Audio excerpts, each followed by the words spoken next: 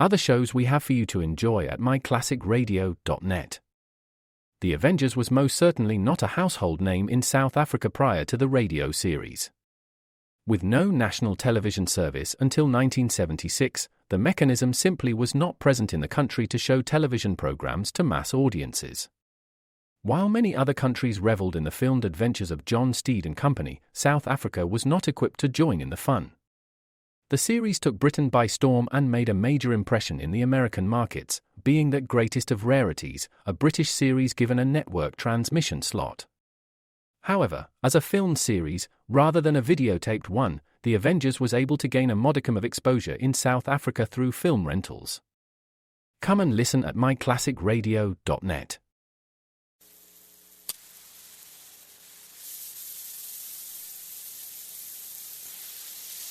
And now, Dick Tracy.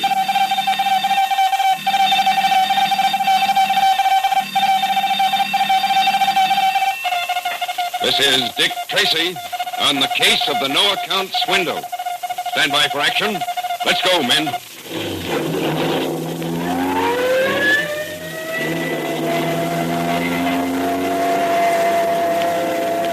Yes, it's Dick Tracy, protector of law and order. Before we listen to today's Dick Tracy adventure, let's go over a few fielding practices for would-be ball players. In the infield, one of the most important rules is keep your eye on the ball. If a grounder comes whizzing toward you, don't let it get out of your sight for a moment.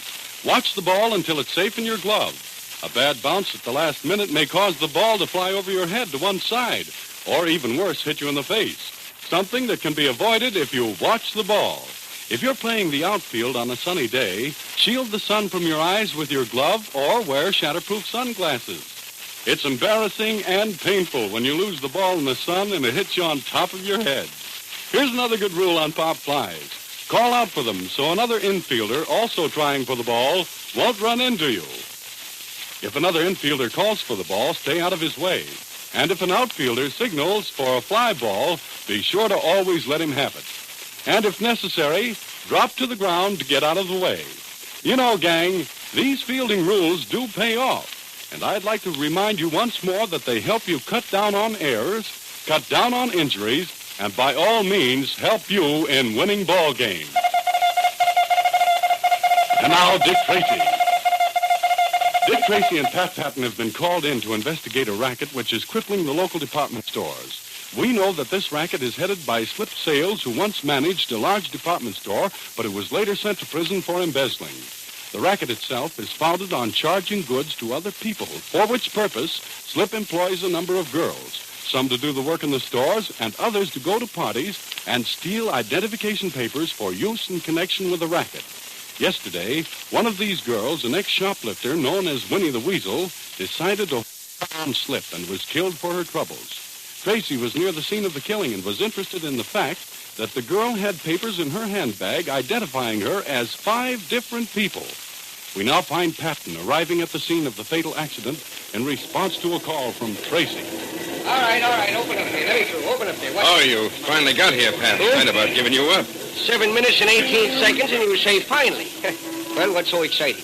This young lady? Oh, a corpse, huh? Well, I've seen lots of them. This one's different on 2 counts. First, in her purse, she has papers identifying her as 5 different women. And second, with her last breath, she accused somebody of pushing her in front of the cab. Well, that's different. What's the cabbie have to say about it? I haven't spoken to him yet. He was making a statement to Mulligan. Yeah, he seems to be finished now. Let's see what he's got to say, huh? Check. I'm Inspector Tracy. I'd like to ask you a few routine questions. Say, wait a minute. I know you. That's right. My name's Rex Fender. Of course, I met you on another case just a few months back. Well, this is the first time I ever ran anyone down, Mr. Tracy. I feel awful. I'm sure you must, but according to the witnesses, you couldn't have missed hitting her. What I want to find out is, do you remember if she was with anybody at the time of the accident? Well, now that you mention it, she was. She was walking with a man. Uh-huh. You remember what he looked like? Oh, not too well. I noticed him looking around quickly, and I thought maybe he wanted a cab, so I pulled in close to the curb, and all of a sudden this dame just pitched right in front of the cab. Before she died, she said he pushed her. Did he? Well, I couldn't say. It all happened so quick. I jumped out of my cab to see if there was anything I could do for her, and when I remembered about the guy she was with, He was gone. You don't think you could identify him then? Well, all I can remember was that he was about medium height with a gray suit and a green hat, a gray hat that had the brim pulled down on one side and up on the other. Well, that's not much to go on, but it's something. That plus the fact that she called him Tripper. Come on, Pat. Let's get back to headquarters. Right. Let us through here.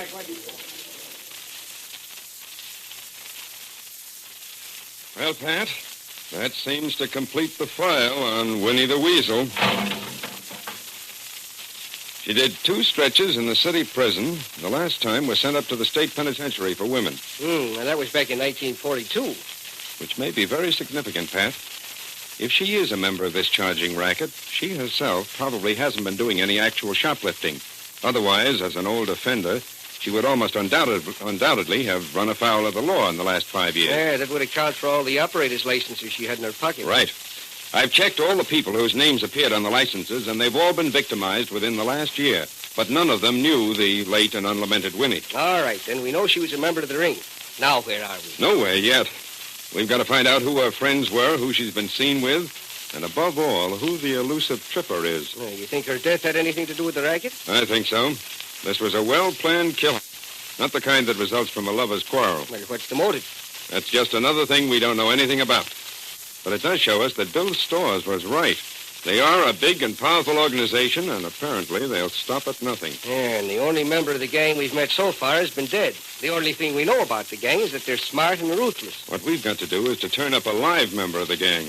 You can't get much information out of one in the condition of the late Winnie the Weasel. Elementary, Mr. Tracy, elementary. But how, when, and where are we going to turn up a live one? Pat, I'm going to call up Bill Storrs at the Merchants Protective Association and ask him to have the stores make a check on every young woman who tries to charge anything, no matter how small the sale. But he said the stores couldn't afford to do that. They can afford to do it for a week, and I have a feeling a week is all we're going to need. Pat, this gang thinks it has nothing to fear. The fact that they did this killing right out in public indicates that they're riding pretty high. They'll strike again, and soon. Well, I hope you're right. The stores are going to be pretty puckered if they go to all that trouble and nothing.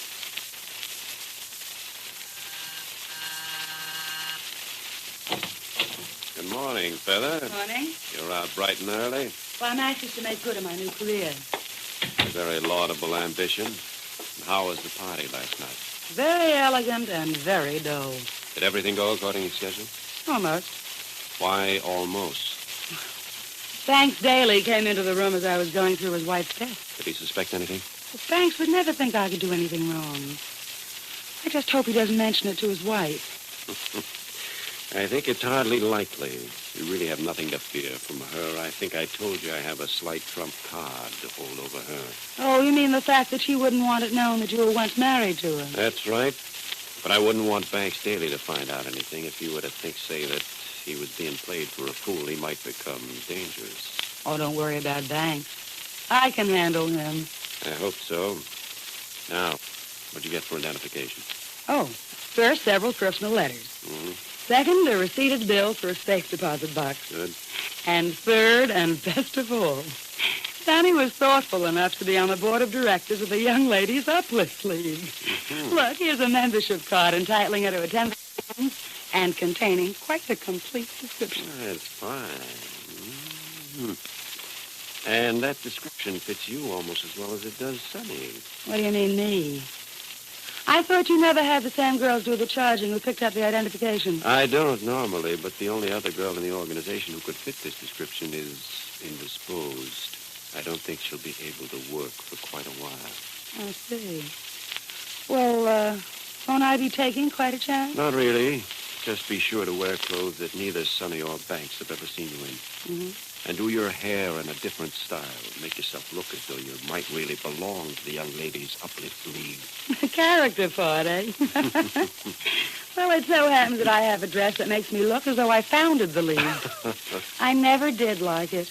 It looks just as though it were made for Sonny. Splendid. Now, what stores doesn't she have an account at? Oh, quite a few. She apparently prefers to pay cash.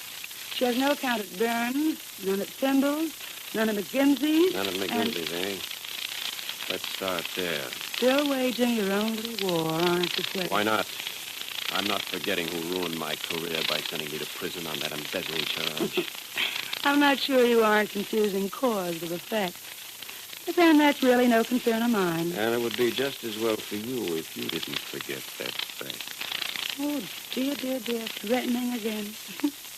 It's amazing how ineffectually you play the part of a heavy. Everything's just a game to you, Feather. Just an exciting game with everyone playing a part. It may never have occurred to you that some people are serious. Deadly serious. Well, please don't shatter my girlish illusions. You make everything sound so monstrously dull. As you wish. But never say that I haven't made everything amply clear. Now, about the job at hand, we'll favor McGimsey's with our attention first. It's all right with me. Now, here are the types of things I want you to charge. In the first place, get only standard merchandise. Such as? Anything that is small and easily carried. And another thing, don't charge items from two different departments on the same floor. Store detectives have a habit of circulating rather freely, as I believe you have already had the opportunity of discovering. Anything else? Yes, one rather important detail. Don't carry anything with you that could identify you in the event that something should go wrong. Or something that could identify you. That would be most unfortunate. Most unfortunate. Well, now, don't worry your pretty little head about it. Implicating you in anything is probably the least of my very many worries. When do I go to work? Right now. Here's what you do. Go down to McGimsey's and start in on about the 6th.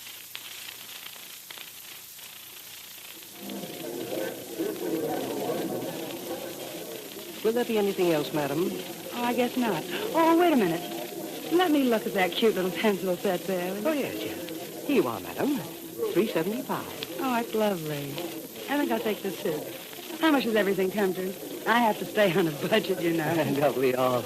Now, let me see. Now, that'll be $8.78. Is that cash or a charge? I'll charge it.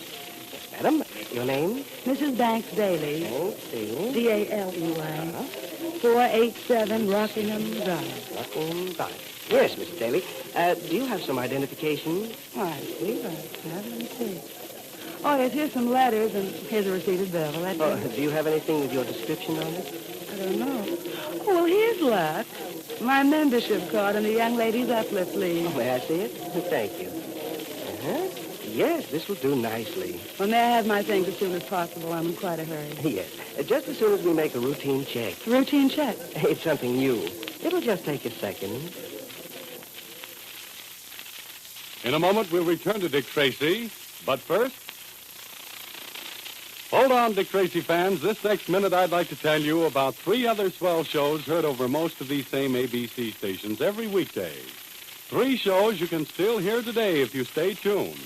Let's start with Terry and the Pirates. This is the radio serial adapted right from the famous comic strip. And you'll meet up with the very same characters. There's Terry himself and, of course, his able sidekick, Pat Ryan, who helps him track down dangerous criminals in the Orient, where there's plenty of mystery and intrigue. Sky King's another exciting, action-packed serial you'll like. Sky goes after desperados who lurk near his Flying Crown Ranch. Sometimes he takes off in his plane to all parts of the globe to capture men who are outside the law. Then, of course, we have Jack Armstrong, the all-American boy, also having his turn at the ABC mic on weekdays. Jack's the idol of millions of boys and girls like yourself, with good reason. There's never a dull moment when he's on the scene, whether it's at the circus or in the Sea Islands. So don't forget, gang, all these great shows will be coming up today over most of these same ABC stations. Now back to Dick Tracy. Oh, Mrs. Daly. Yes? The manager would like to see you for a moment. It seems that you don't have an account at this store. What effect will this have on the carefully laid plans of slip sales? Be sure to tune in tomorrow for the adventures of Dick Tracy, written for radio by John Ray and Everett S. Crosby, produced by Charles Harrell, and heard overseas through the Armed Forces Radio Service. This is Bill Crago speaking. Ted Malone goes along with the theory that Lady Luck does exist. Like his story about the New Jersey cab driver who came across a $1,000 bill someone had given him by mistake. The cabbie immediately took the bill down to police headquarters and identified the man who gave it to him. His tip, $100. Another lucky break occurred when a would-be actor found an old manuscript that Margaret Webster, the producer, had lost. Miss Webster was so delighted that she gave the young actor a job. If you go along with this theory of Ted Malone's that luck does exist, you'll enjoy hearing his other comments when he's on the air every weekday morning over most of these same ABC stations. This is ABC, the American Broadcasting Company.